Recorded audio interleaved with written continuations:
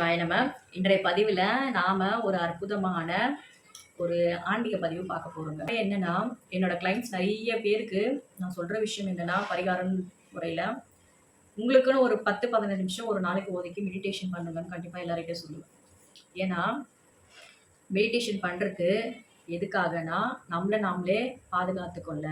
நம்ம விட்டுறோம் இல்லையா மூச்சு காற்று, இதுதான் எல்லாமே. ஜோதிடமே நம்ம விடக்கூடிய மூச்சு காற்றுல தான் இருக்குது. இது தசா புத்தி அந்தரு அப்படியே டீப்பாக போனால் கடைசியில் வந்து பிராணனில் வந்து முடியும். அந்த அளவுக்கு நாம் விடக்கூடிய மூச்சு நல்லா வந்து உள்ளே போச்சுன்னா நம்ம ஹின், வெளியே ஒரே அடியாக வெளியே எடுச்சுன்னா நம்ம அவுட்டு. இதுதான். ஸோ இதுதான் பேசிக்கு. நம்ம இது எடுக்கக்கூடிய அந்த மூச்சு காற்றை வந்து சீரான முறையில் நாம் சுவாசிக்க ஆரம்பித்தோம் அப்படின்னும் பொழுது, சீரான முறையில் நம்மளுடைய மூச்சு காற்றை நாம் சீரான முறையில் இயக்க கற்றுக்கிட்டோம் அப்படின்னும் பொழுது, நாம் வந்து எப்போவுமே ஒரு நல்ல பாசிட்டிவ் ஃபீல்லே இருப்போம். நல்ல நிறைய விஷயங்கள் நம்ம சுற்றி நடக்கும். இதெல்லாம் நிறைய இருக்குங்க. நம்மளுடைய மூச்சு காற்று தான் கடவுள். காற்றுனா கடவுள்னா யார்? காற்று தான். காற்றை வந்து பார்க்க முடியாது, உணர முடியும். கடவுளும் அப்படிதான், பார்க்க முடியாது, உணர முடியும். ஸோ நிறைய விஷயங்கள் பிரபஞ்சத்தோடு கனெக்டிங் ஆகணும் நீங்கன்னு விருப்பப்பட்டீங்கன்னா, உங்களுக்குள்ள நிறைய விஷயங்கள் சித்தி ஆகணும்னு நினச்சிங்கன்னா, தியானம் பழக கற்றுக்கொள்ளுங்கள். தியானம் பழக கற்றுக்கொள்ளுங்கள். நான் அதிக வழிபடுறது சித்தர்கள் தான். ஸோ ஜீவ சமாதி அடைந்த சித்த வழிபாடு க்ளோஸ் டு மை ஹார்ட் அப்படின்னு நான் சொல்லுவேன். தேடி போனதை விட அவங்க என்னை தேடி வந்தது அதிகம். இதெல்லாம் என்னோட வாழ்க்கையில நான் நிறைய எக்ஸ்பீரியன்ஸ் பண்ணியிருக்கேன். நான் நிறைய சித்தர்களெல்லாம் தேடி நான் போனதே கிடையாது. ஆனால் ஒவ்வொரு சித்தர்களும் என்னை தேடி வந்து சில விஷயங்கள் எல்லாம் எனக்கு உணர்த்தினாங்கன்னு நான் சொல்லுவேன். ஸோ என் லைஃபே வந்து இன்றைக்கி நான் அஸ்ட்ராலஜராக வந்து முன்னாடி உட்காந்து பேசுகிறதுக்கு காரணமும் சித்தர்கள் தான், வேறு யாரும் கிடையாது.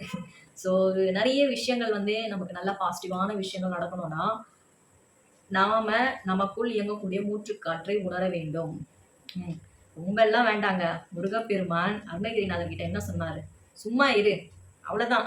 சும்மா இரு சொல்லறேன். நீங்கள் அமைதியாக உட்காந்து பாருங்களேன். உங்கள் உடலில் வந்து மூச்சு காற்று வந்து அவ்வளோ அழகாக சீராக ஓடுறதை உங்களால் உணர முடியும். நம்ம வந்து நிறைய பேசுகிறோம், சக்ராஸ் ஆக்டிவேட் பண்ணுங்கள், இந்த இதெல்லாம் செய்யுங்க, இந்த முத்திரை செய்யுங்க, அந்த முத்திரை செய்யுங்க. இந்த முத்திரைகள் வந்து நமக்கு ஒரு பக்கபலமாக இருக்கும். ரொம்ப அதெல்லாம் வந்து ப்ராக்டிஸ் பண்ணும்பொழுது 10 நாள் பண்ணிட்டேன், 20 நாள் பண்ணிட்டேன் கிடையாது. ஒவ்வொரு முத்திரையும் குறைஞ்சது 90 நாள் ப்ராக்டிஸ் பண்ணணும். 90 நாள் ஒவ்வொரு முத்திரையை வச்சு நீங்கள் ஒரு முத்திரையை ஃபாலோ பண்ணிங்கன்னா, அந்த ஒரே முத்திரையை 90 நாள் நீங்கள் ப்ராக்டிஸ் பண்ணி பாருங்கள். நிறைய நல்ல விஷயங்கள் உங்கள் வாழ்க்கையில் நடக்கும். இதை பற்றி அடுத்து வரக்கூடிய பதிவுகளெல்லாம் கண்டிப்பாக நான் உங்களுக்கு எக்ஸ்பிளைன் பண்ணுறேன். இதில் இப்போ மூச்சு காற்றை பற்றி பேசணும் இல்லையா? மூச்சு காற்றை வந்து நீங்கள் ரொம்ப அமைதியாக, பொறுமையாக, பக்குவமான முறையில் சுவாசம் எடுத்து நீங்கள் அழகாக சீராக வந்து அதை வந்து ஹேண்டில் பண்ணுறீங்கன்னு பொழுது அமைதியாக உட்காந்து பாருங்கள். உங்கள் மூச்சு சத்தம் உங்களுக்கு நல்லா கேட்கும். இந்த கை விரல் இருக்கு இல்லையா? இந்த கையிலெல்லாம் உங்கள் மூச்சு காற்று ட்ராவல் ஆகிறத உங்களால் உணர முடியும். இந்த விரலெல்லாம் உங்கள் உடலில் இயங்கக்கூடிய இந்த மூச்சு காற்று ட்ராவல் ஆகுங்க. ட்ராவல் ஆகிறத உங்களால் உணர முடியும். நல்லா வைப் ஆகும். அந்த ஃபீலே வேறு லெவலில் இருக்கும். அவ்வளோ ஒரு ஃபீலாக இருக்கும். அது கரெக்டாக இன்னும் கொஞ்சம் நீங்கள் ரொம்ப டீப்பில் போகும்போது என்ன ஆகும்னா, உங்களுடைய மூச்சு காற்று கரெக்டாக இந்த ஆக்னா கிட்ட வரும். வந்து அது இங்கேருந்து அந்த சுவாச அளவு கொஞ்சம் கொஞ்சமாக கம்மியாகிட்டு இங்கேருந்து இங்கே வரும். அப்போ இப்படி இங்கே வந்து நிற்கும் பொழுது நீங்கள் அதை நல்லா ஃபீல் பண்ணி ஆரம்பிச்சுட்டு, அதுக்கப்புறம் சில விஷயங்கள் எல்லாம் வெளியே சொல்லி பாருங்கள். நீங்கள் சொன்ன அந்த வாக்கு பலிக்கோங்க. இதெல்லாம் நிறைய நான் எக்ஸ்பீரியன்ஸ் பண்ணியிருக்கேன். நீங்கள் என்ன இதெல்லாம் நீங்கள் ப்ராக்டிஸ் பண்ணிங்கன்னா உங்களுக்கு வரும். வாக்கு சித்தி அப்படின்றாங்க இல்லையா? இதெல்லாம் அதில் வந்து கலந்தது தான். சும்மாவே வந்து ஒருத்தவங்க சொல்லிட்டாங்க அது படிச்சுன்றதெல்லாம் இல்லை. உங்களுக்கு நல்ல வாக்கு சித்தி ஆகணும்னா இதெல்லாம் ப்ராக்டிஸ் பண்ணணும். இதில் எனக்கு ஒரு எக்ஸ்பீரியன்ஸ் வந்து ஒரு கோவிலில் நடந்தது. நான் ரொம்ப ஃபீல் பண்ணது அந்த ஒரு கோவில். அது கோவிலில் ஜீவசமாதி, சென்னை வட சென்னை வாசற்படி பக்கத்தில் சிவஞான பிரகாச சுவாமிகள் சொல்லி ஒருத்தர் இருக்கார். ஜீவசமாதி அடைஞ்சவர். கிட்டத்தட்ட அவரோட அந்த ஜீவசமாதியில் ஒரு 10-13 பேரோட ஜீவசமாதி அந்த ஒரே ஸ்பாட்டில் இருக்கும். சாமியார் தோட்டம் அந்த இடம் பேர். அங்கே வந்து நான் அப்போது 2016 பிஸ்னஸ் பண்ணிட்டு இருந்தேன். அப்போ வந்து எனக்கு ஒருத்தவங்க சொன்னாங்க, ஸோ இந்த கோவில் வந்து இங்கே இருக்குது மேடம் ஜீவசமாதி, நீங்கள் அங்கே போய் பாருங்கள் அப்படின்னு சொன்னாங்க. அப்போது சரி ஓகே போகலாம், போய் பார்க்கலாம்னு சொல்லிட்டு நானும் நினச்சிட்டு இருந்தேன். ஆனால் போக முடியல. ஒரு அந்த டைமில் வந்து சடனாக வந்து என்னென்னமோ தெரியல, அந்த கோயிலுக்கு போயிட்டு வந்து ஒருத்தர் எனக்கு விபூதி கொடுத்தாரு. அந்த விபூதி என்னென்ன பண்ணேன், வாங்கி வச்சுட்டு இருக்கும்போது சரி நம்ம ஏன் போகக்கூடாதுன்ற ஒரு எண்ணம் வந்து போனேன். ஃபஸ்ட்டு டைம் நான் உணர்ந்த ஒரு உணர்வு அந்த கோவிலில், அது சொல்ல வார்த்தையே வராதுங்க.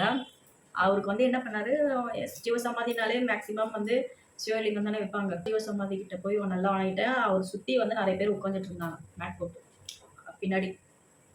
கரெக்டா பின் சைடு வந்து விளக்கு தீபம் வச்சிருந்தாங்க. விளக்குக்கு நேரா நான் உட்காந்துட்டு இருந்தேன். உட்காந்துட்டு கண்ண மூடி தியானம் பண்றேங்க. கண்ண மூடி அப்படியே நான் தியானம் பண்ண ஆரம்பிச்சிட்டேன்னா, ஃபோன் எல்லாம் சைலண்ட்ல தான் இருக்கும். கண்ண மூடி தியானம் பண்றேன். என்னோட முதுகுல இருக்க அந்த குண்டலினி வந்து டிராவல் ஆவறத நான் நல்லா ஃபீல் பண்ணேன். அப்பதான் ஃபர்ஸ்ட் டைம் அங்க ஃபீல் பண்றேன். அதாவது என்னன்னா, நம்ம உடல்ல இருக்கக்கூடிய அந்த குண்டலினி சக்தி பாம்ப வந்து நம்ம காட்டுறோம் இல்லையா? இந்த நாக விக்கிரகங்கள்லாம். அப்படியே இப்படி டிராவல் ஆகுதுங்க சர்ருன்னு. அப்படியே அது அந்த ஃபீல் எல்லாம் உணர்ந்தவங்க இந்த பதிவ பார்த்தீங்கன்னா, நீங்க உணர்ந்த அந்த உணர்தல எனக்கு சொல்லுங்க. ஸோ அப்படி இருக்கும் அந்த ஒரு ஃபீலு. அப்படியே இந்த குண்டலினி சக்தி சர்ருன்னு ஏறுச்சு. நல்லா பயங்கர வைப் ஆயிடுச்சு எனக்கு அப்போ அந்த ஸ்பாட்லயே. அது சொல்ல முடியாத ஒரு ஃபீல். அதுக்கப்புறம் வந்து ரொம்ப பாசிட்டிவான விஷயங்கள் எனக்கு நெறைய நடக்க ஆரம்பிச்சுது அந்த டைம். 2016, 17 நான் சொல்றது. ஸோ அதுக்கப்புறம் வந்து என்னன்னா, நெறைய பாசிட்டிவான விஷயங்கள் எல்லாம் வந்து நடக்க ஆரம்பிச்சப்போ, நான் நெறைய பேருக்கு சஜஷன் பண்ணேன். நான் எந்த இடத்துல இது போல நெறைய பாசிட்டிவான வைப் நான் உணர்றேனோ, அத தான் நான் எல்லாருக்கும் சொல்லுவேன். ஸோ உணராத எந்த ஒரு இடத்தையும் பத்தி நான் பேசக்கூட மாட்டேன். ஸோ நமக்கு ஒண்ணு ஃபீல் ஆனா தானே நம்ம அத பத்தி நம்ம வெளிப்படையா சொல்ல முடியும். எனக்கு இங்க போனங்க நல்லது நடந்துச்சுங்கன்னு. சும்மா மார்க்கெட்டிங் பண்றதுக்கு நம்மனா 10ஓட 11 சொல்லிட்டு இருக்கோம். ஸோ இதெல்லாம் வந்து ரொம்ப கொஞ்சம் தெளிவா நான் சொல்லுவேன்.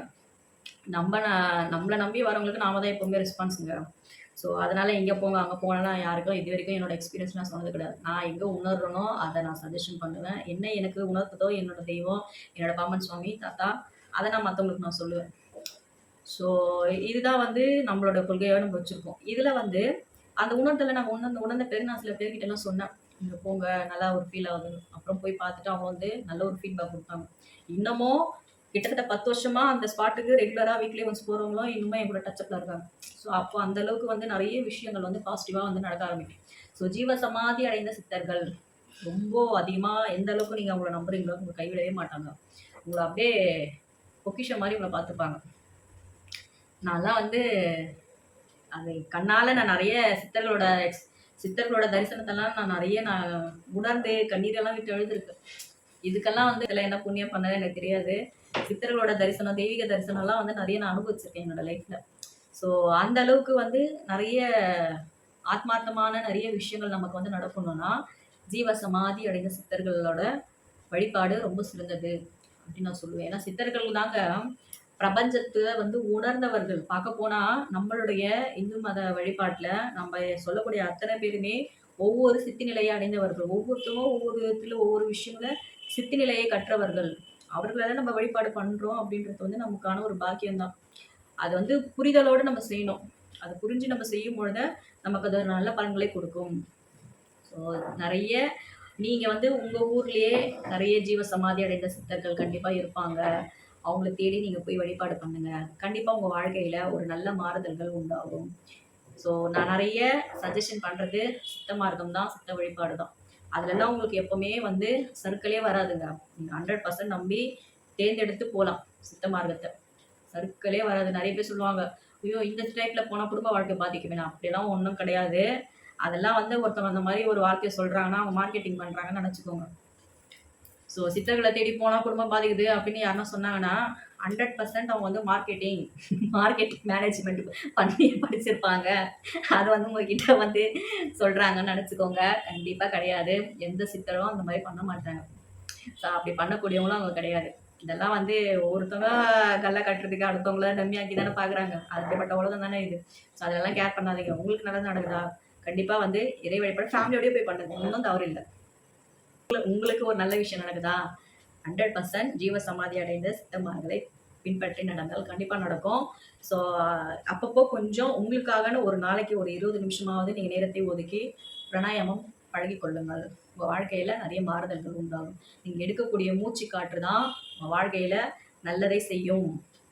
நான் அடுத்து வரக்கூடிய பதிவுலலாம் அந்த விளக்கத்தெல்லாம் நான் உங்களுக்கு கண்டிப்பா சொல்றேன். ஸோ மூச்சு காற்றுல தான் சகலமும் அடங்கியிருக்கு.